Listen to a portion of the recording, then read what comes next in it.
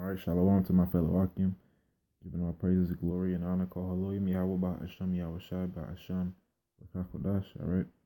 Before I start the lesson, I want to give double honors to the apostles and the elders at Great Millstone who rule well and honor to give and worthy to be accounted double honors. All right, and I want to give peace and salutations, a hearty shalom to Yakim, giving diligence. All right, and the sincerity and the love of the gospel. Okay. It's the brother Shamari of the Indiana camp coming at you with another lesson, and this lesson is going to be about just a word search. Okay. The word that I'm going to be searching is champion. All right. Because champion. People think, oh, I want to be a champion. I want to be the winner, or I'm going to be on top. All right. But the etymology of that word champion, I want to go into it because it's spiritual. All right. I think I'll entitle this lesson, Are You a Champion, or Do You Want to Be a Champion? Well, what is a champion? All right, this is just the clarification of the true etymology of the word champion. All right, the word champion. It says, Salaki, excuse me. It says, early 13th century, it says, doughty, fighting man. Valorious, it says, combatant. Also, one who fights on behalf of other or others, or another or others. It says one who undertakes to defend a cause. All right, and you can you can compare that to the scriptures. It says one who fights on behalf of another or others. One who undertakes to defend a cause. Combatant. That's combatant, champion in single combat. Latin, campionum. It's a gladiator, fighter, champion in the field. All right, Latin campus. All right, means field of combatant. But back at the top it says one who fights on behalf of another or others. All right, and we are fighting on behalf of another, man. First and foremost, we're fighting for Yahweh Shem Yahweh because he fought for us. He fought and died for us, for Israel, all right? Just because 2/3 are not seeking Yahweh Shem Yahweh, does that not mean that we shouldn't either? He died for all of Israel, but mainly for the elect, And for you to be one of the elect, you want to give diligence, man. You want to give diligence in the gospel. And not only do we fight for Yahweh Shem Yahweh, but we fight for one another, for our Akim.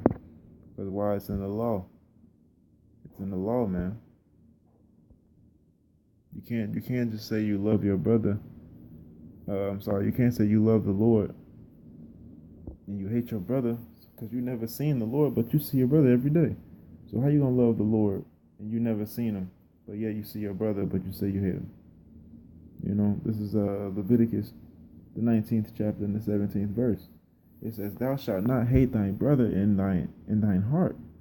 Thou shalt in any wise rebuke thy neighbor, and not suffer sin upon him." And that's love, man.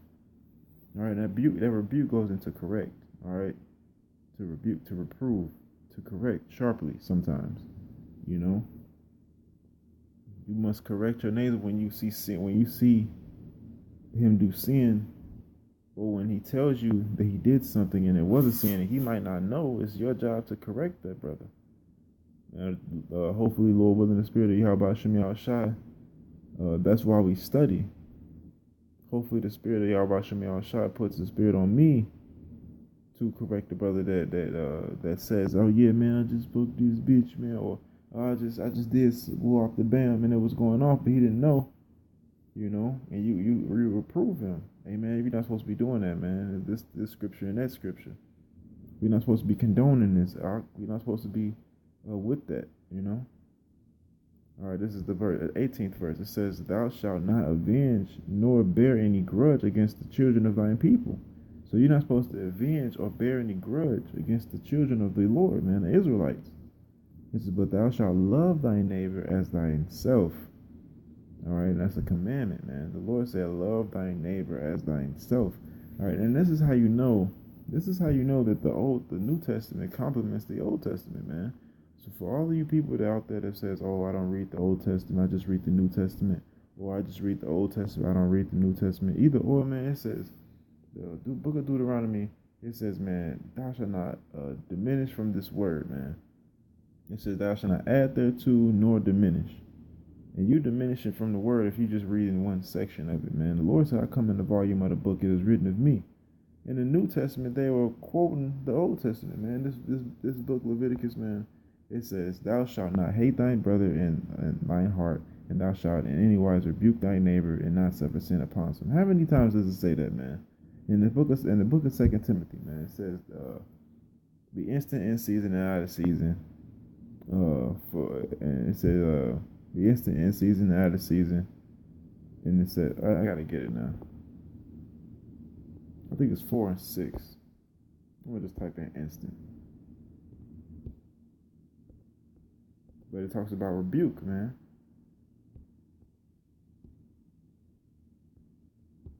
All long suffering. 2 Timothy 4 and 2, not 6, 4 and 2. Preach the word, be instant in season and out of season. Reprove, rebuke, exhort with all long suffering and doctrine. So reprove and rebuke with all long suffering and doctrine. That's quoting the book I just read, man. Leviticus 19 and 17, man.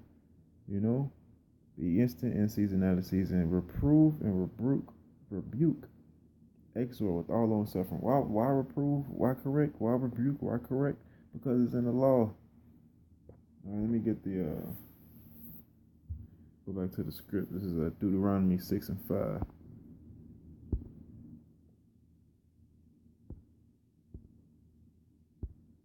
All right, now I got the one in Leviticus when it said, "Thou shalt love thy neighbor in thy heart." Right?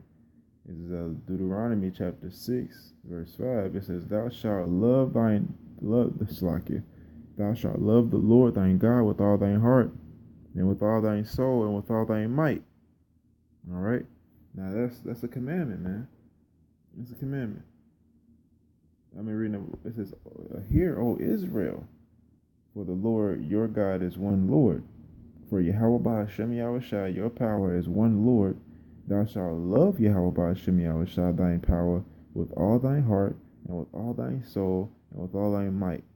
And these words which I command thee this day, thou shalt be in thine heart."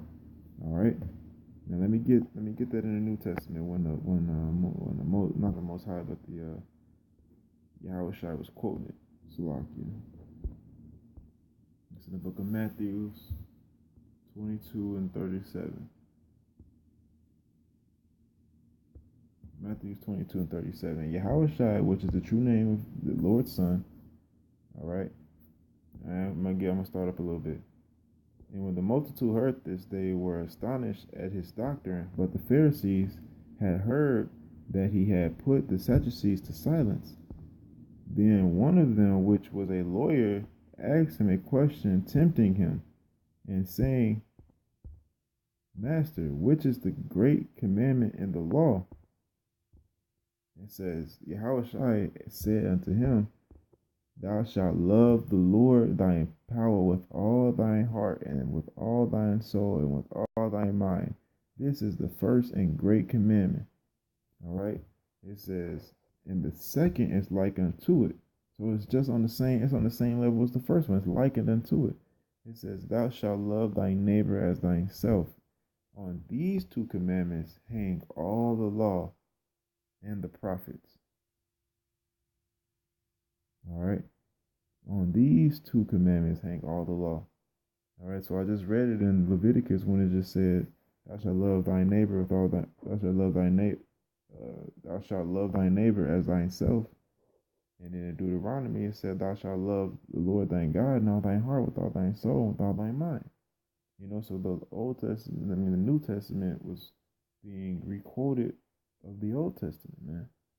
All right, now let me get what's love. What's the greatest love for a neighbor? All right, this is how you be a champion. You suffer on the behalf of another. You know, you fight on the behalf of another. This is John, and this is the proof that we are being a champion. The etymology of being a champion is spiritual. This is the book of John 15 and 13. It says, um, "This is my commandment, that ye love one another as I have loved you. Greater love, greater love hath no man than this, that a man lay down his life for his friends.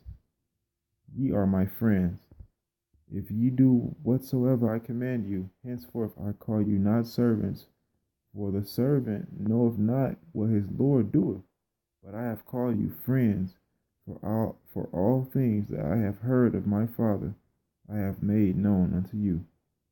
All right. So the Lord died for us. He laid down his life for us. He said, "What greater love than no man than this, that a man lay down his life for his friends? Ye are my friends." So the Lord laid down his life for us. So he was a champion. He fought for us. He died for us. That was a champion. That was a duty. That was a role of a champion. And champion means what? Champion means to fight on the behalf of another. One who fights. It says one who fights.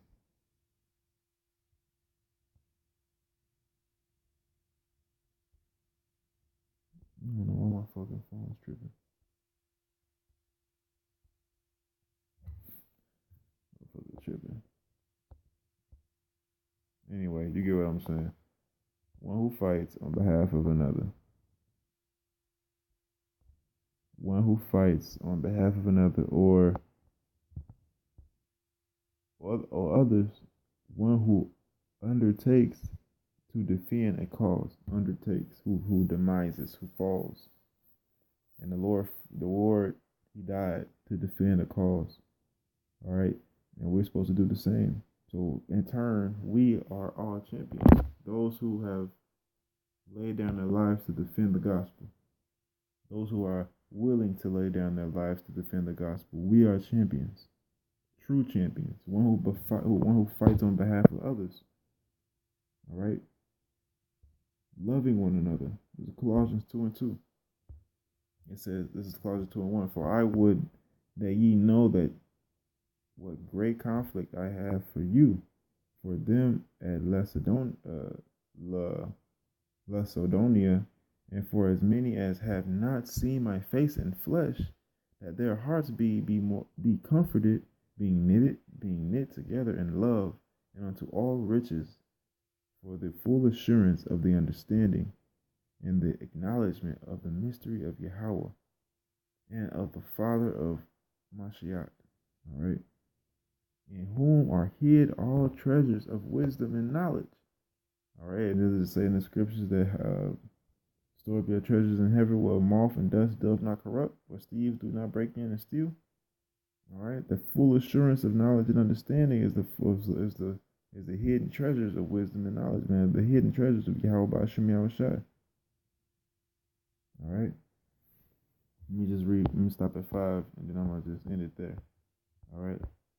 Verse 4 and 5, it says, "And this I say, is any man should beguile you with enticing words, for though I be absent in the flesh, yet I am with you in spirit, joying in beholding your order and the steadfastness of your faith in Mashiach." All right. "As ye have therefore received Mashiach, Yahushua the Lord, so walk ye in him." All right. "Rooted and built up in him, and established in the faith, as ye have been taught, abounding therein with thanksgiving." All right. And this is all about how you be a champion, man. Knitted together in love, and the full assurance, all right, of Yahweh, of the wisdom and the knowledge of Yahweh Shem Yahushua, which is the treasure. All right. Although the people that have been before us have died in the flesh, they are with us in the spirit, man. All right. Being rooted and grounded in Yahushua, giving thanksgiving and faith. All right. These are all characteristics of being a champion, because these will lead you unto everlasting crown, man.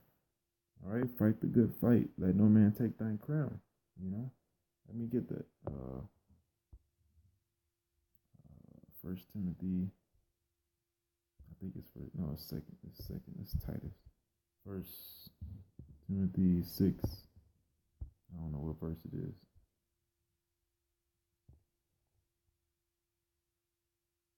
It says, "Fight the good fight of faith."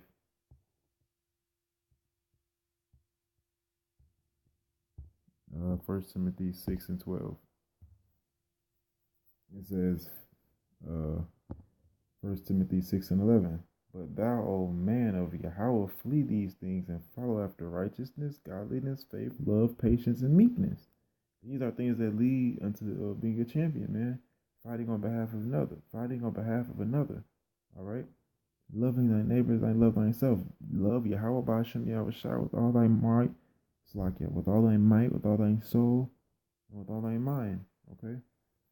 Verse 12, it says, "Fight the good fight of faith, lay hold on eternal life, whereunto thou art also called, and hast professed a good profession before many witnesses." All right? So that was the point, man. The characteristics of a champion and what a champion is.